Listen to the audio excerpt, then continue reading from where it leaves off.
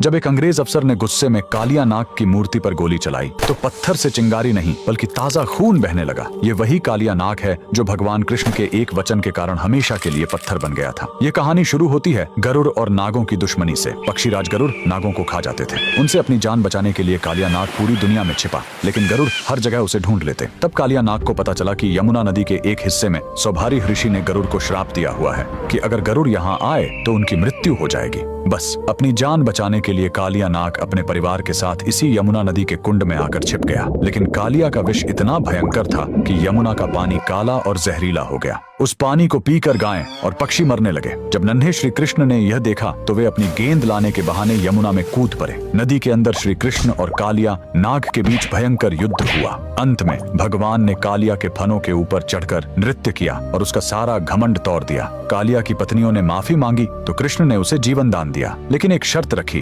तुम्हें अभी इसी वक्त यमुना छोड़कर वापस समुद्र में जाना होगा। जाते समय भगवान ने उसे एक चेतावनी दी, जाते समय पीछे मुड़कर मत देखना, वरना जहाँ देखोगे वहीं पत्थर के हो जाओगे। कालिया नाग अपने परिवार के साथ निकल पड़ा, लेकिन जैसे ही वह ब्रज की सीमा पर स्थित जैत गांव के पास पहुंचा, उसके मन में एक बार फिर वृंदावन को देखने का मोह जाग उठा। उसने सोचा एक आखिरी बार देख लूं, और जैसे ही उसने पीछे मुड़कर देखा, श्री कृष्ण के वचन अनुसार वह तुरंत वहीं पत्थर की मूर्ति में बदल गया। कहा जाता है कि उसकी पूंछ आज भी जैत गांव के जमीन के नीचे से लेकर वृंदावन तक फैली हुई है। सदियों बाद जब भारत में अंग्रेजों का राज्य आया तो उन्हें इस कहानी पर विश्वास नहीं हुआ। सच्चाई जानने के लिए एक अंग्रेज अफसर ने मूर्ति के आसपास खुदाई शुरू करवाई, लेकिन खुदाई का कोई अंत ही नहीं मिल रहा था। झल्लाहट और गुस्से में आकर उस अफसर ने अपनी बंदूक निकाली और कालिया नाग की पत्थर की मूर्ति पर गोली चला दी। तभी पत्थर के उस घाव से खून की धारा फूट पड़ी। ये चमत्कार देखकर अंग्रेजों की रूह कांप गई और वे वहां से दुम दबाकर भाग खड़े हुए। आज भी जैत गांव में वह मूर्ति मौजूद है। कमेंट्स में जय श्री कृष्णा जरूर लिखें।